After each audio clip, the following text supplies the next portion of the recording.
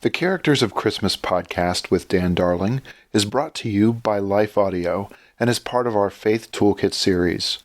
For more inspirational faith-affirming podcasts, visit lifeaudio.com.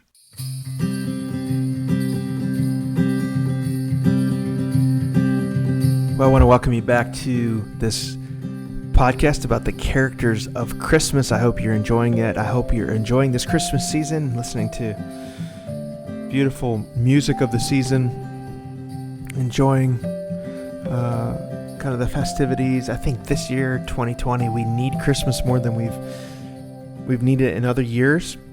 And I hope you're getting your heart ready with expectation and hope for what God will do in Jesus this year. Well, today I'd like to talk about a really intriguing character, and that is the Innkeeper. What an intriguing person that is. Now, to be clear, we really don't know if there was an innkeeper or anything. It's more of a kind of a product of tradition, or kind of what we're reading into the story in Luke chapter 2. But you have to imagine that there was somebody there that turned away Jesus and Mary that night. Let's first talk about this harrowing night. Now, I don't know about you, but I've had some pretty fitful nights of sleep. Some nights that were what you might say your worst night of sleep. I can think of a couple of them.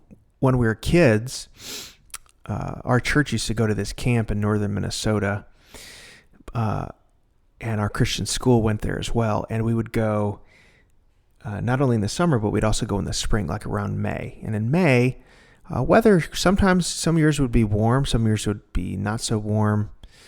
Sometimes it'd be rainy, sometimes it'd be sunny. But at night, it definitely cooled down. And most of the time we stayed in climate-controlled cabins or a dining hall. But we always picked one night to actually camp out under the stars. And so we would build these like temporary shelters and camp out. And I remember the worst night of sleep I had. I brought a sleeping bag that I thought was enough to keep me warm. And it turns out when I got there, zipped up in my sleeping bag, I could not get warm. And it's hard to sleep when you're cold, just FYI. And so you have the decision, do I get as close to the fire as I can to get warm, but I don't want to get too close because I don't want my sleeping bag to burn.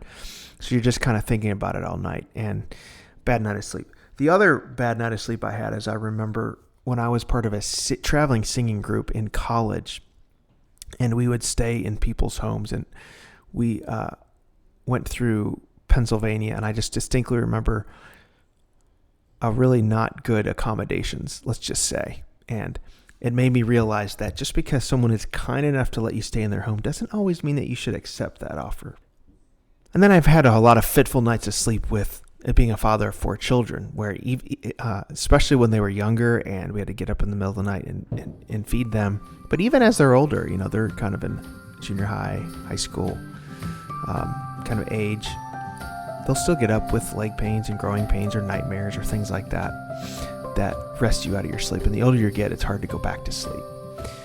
Well, none of that compares to the night that Joseph and Mary had as they're traveling from Nazareth to Bethlehem.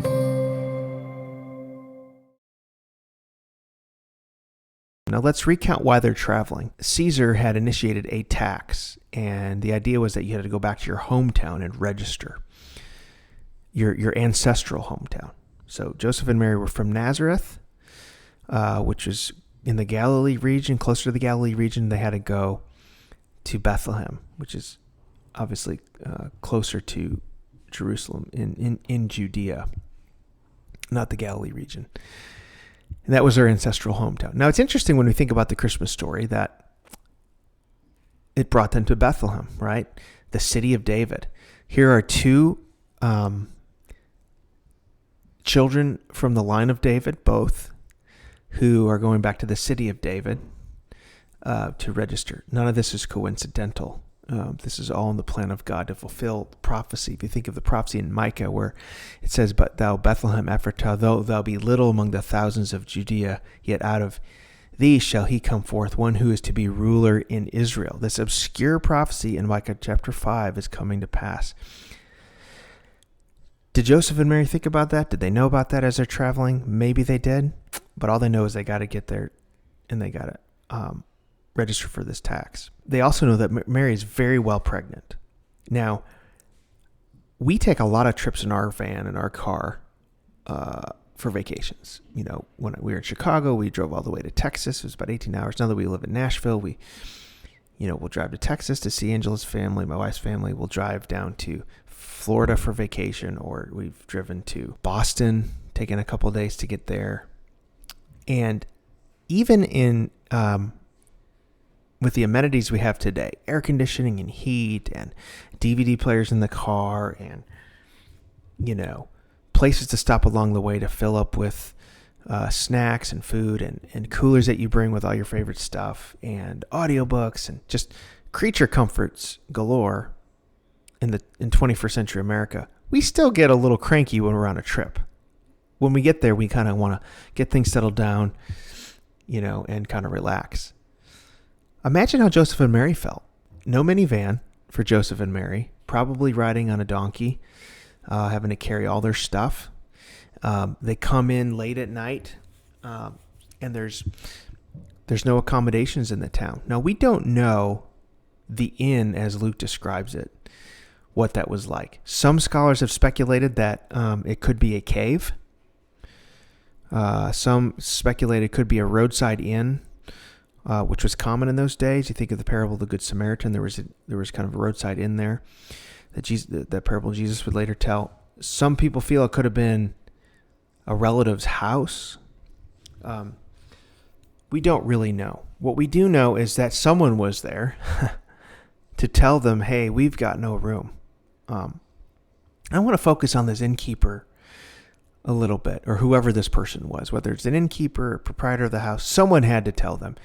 And just think about that night. Think about Joseph's feeling. He gets there. His wife is in labor. He's freaked out, right? He's a human being. He's thinking, I got to get her somewhere. We got to figure something out. She's about ready to give birth. And in the back of his mind, he's thinking, this is the Son of God. So even though God promised that this would happen, I can't mess this up. I imagine how he's feeling as he's knocking on the door furiously and hoping to wake somebody up to get some accommodations, and then being told there's really no more rooms left. There's nothing here. But what I also think about this person who greeted them, whether it's an innkeeper or proprietor, we don't really know. But we do know that he found room. He found space. And the eventual accommodations that they had, we don't know what they look like. Were they were they in a room with animals where everybody was? Were they in a cave and a barn, a stable? We don't know. We know that they were very crude. They were not 5-star. And you think about just the irony of this moment, that the Son of God, the one who formed and spoke the world into existence, who created human beings with the dust of the ground, has no place to lay his head. Jesus would later say he had no place to lay his head. If you and I were writing this script, we would not have put the coming king to be born in a crude cave or stable in a tiny little town. We would not have done that. We would have put him in Caesar's palace in Rome. We would have put him in Herod's. We would have put him with noble people. But this is kind of a message, even in the place where Jesus birthed, a message about the Christmas story, a message about the incarnation. It tells us something, that God has come and the kingdom of God is built really along the poor and the lowly and the common and the ordinary. This is when Jesus came and put on flesh to dwell among humans. He really came to dwell among humans, not among the aristocrats, not among the wealthy or the nobles. Not that there's anything wrong with success or wealth or riches or comforts, but Jesus truly came to dwell in and among those who are common and poor. He literally had nothing. I also think about what was going through the mind of that innkeeper. For him, he didn't know that Joseph and Mary that Mary was carrying the Son of God. He didn't know. He didn't get a visit from an angel. To him, it was just another couple knocking on the door, needing a place to stay, and he had to turn him away. But then he made room for him. He found a way to make room for him. He didn't know that. But just think about this moment here.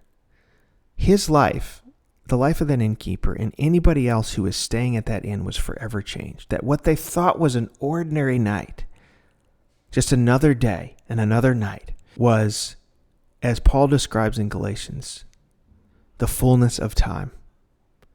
All of human history, all of God's salvation history, hinging on this moment. I mean, think about that. What are the stories they would tell those who were there later about what had descended on this inn and on this town? I love what some people throughout church history have written about this. The church father, Jerome, I love what he says about the humility of Bethlehem. He says, "The Lord is born on earth and does not even have a cell in which to be born, for there is no room for him in the inn. The entire human race had a place, and the Lord about to be born on earth had none. He found no room among men. He found no room in Plato, not in Aristotle, but in a manger among beasts of burden and brute animals, and among the simple too and the innocent." John Chrysostom writes this. He talks about how this crude birth demonstrates Jesus' humanity. To prevent you from thinking that this coming to earth was merely an accommodation, and to give you solid grounds for truly believing that this was his real flesh, he was conceived, born, and nurtured. That his birth might be made manifest and become common knowledge, he was laid in a manger, not in some small room, but in a lodging place before numerous people. This was the reason for the swaddling clothes, and also for the prophecy spoken long before. The prophecy showed not only that he was going to be a man, but that he would be conceived, born, and nurtured as any child would be. Think of the hymn writers, too, and what they have written about this moment. I love the scene that is painted in the wonderful carol, "O Little Town of Bethlehem," or "Silent Night." What an amazing moment that was. And I wish we could hear from the owner of this inn or home or innkeeper later on, right? Like, what was his life like? What was it like to see shepherds from Bethlehem storm into this cave or to this manger scene and worship and fall down and worship this baby? What was this like to experience that? You think about this mystery of God in the flesh, the God of the universe dwelling in this most crude of circumstances.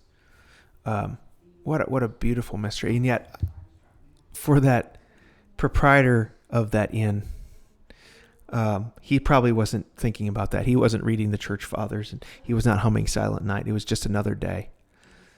Caesar's census had sent people into his town. But this is how God works. God disrupts us in our ordinary days and moments. God, in the fullness of time, sent Jesus in the middle of a very torn and cynical people during a very tumultuous and difficult time among the most ordinary and common folks. And this is how God acts. We think God acts in the big, splashy moments, but he acts in the ordinary times, in the ordinary days. This is how God often enters our lives. Consider this. A shepherd boy was busy tending sheep when he was summoned inside, and a priest named Samuel poured oil on his head and whispered in his ear that he'd be Israel's next king. A pagan farmer was minding his herds when God called him to leave everything and take his wife to a land called Canaan. A fallen prince was working the backside of the desert when God appeared in a flaming bush and sent him and told him to go to Egypt. A high-ranking member of the Sanhedrin was on his way to Damascus, putting down this new religious cult when Jesus met him in a blinding light and converted Saul to Paul. You see, few in Bethlehem were ready, anticipating the Son of God to show up on their doorsteps. Certainly not this Hebrew business owner. But what the innkeeper didn't know was that this night was no accident. Caesar's calling of the census, Joseph and Mary's decision to trek back to the ancestral hometown, even the crowded nature of this inn, none of these things in the Christmas story were coincidental. They're all part of God's divine plan to save the world. Caesar did not know, had no idea, when he arbitrarily decided to call a census, that it would be used by God to raise up a true and better ruler. The innkeeper did not know that the cattle trough he dusted off and used to find room for Mary's baby would hold the head of the Son of God. The other travelers that day who just happened to stay at this establishment didn't know they'd be sleeping next to the promised Messiah. And we're kind of tempted, with the hindsight of 20 centuries, to judge, right? Could the innkeeper not have arranged better circumstances, accommodations for Jesus? Could he not have given up his own bed for a pregnant woman? But I think before we do that, we should examine our own hearts this Christmas. We too often are disrupted by Jesus, and are we ready for when he enters our lives? Is there room for Jesus in our lives when he comes knocking? I hope there is for you today. What is disrupting you today in your ordinary day? In what ways is Jesus trying to get your attention and come and dwell in you? What strikes me is that Jesus made room for those who would not make room for him. We read in John, Jesus say, I go to prepare a place for you. In the original Greek, that actually means I go to prepare a room for you. In other words, Jesus is making room for those who believe in him. Think about that. The one for whom there was no room is making room for you. So I want to encourage you today. Will you embrace Jesus this Christmas? Will you embrace that Son of God, Jesus, the King of the world? Thank you today for joining me for this podcast, The Characters of Christmas. The Characters of Christmas podcast is a production of lifeaudio.com and the Salem Web Network. This Christmas season, we hope you'll also check out Dan's book, The Characters of Christmas, The Unlikely People Caught Up in the Story of Jesus. It's available from Moody Publishers on Amazon.com or wherever you buy your books. You can find more from Dan and all his latest books and podcasts by visiting his website, danieldarling.com. If you liked what you just listened to, would you take a second and tell your friends about us? And maybe also leave us a rating on your favorite podcast app. This podcast is produced by Kelly Givens and Stephen Sanders, with editorial oversight provided by me, Stephen McGarvey. To find more great Christian podcasts like this, check out the rest of our shows at lifeaudio.com.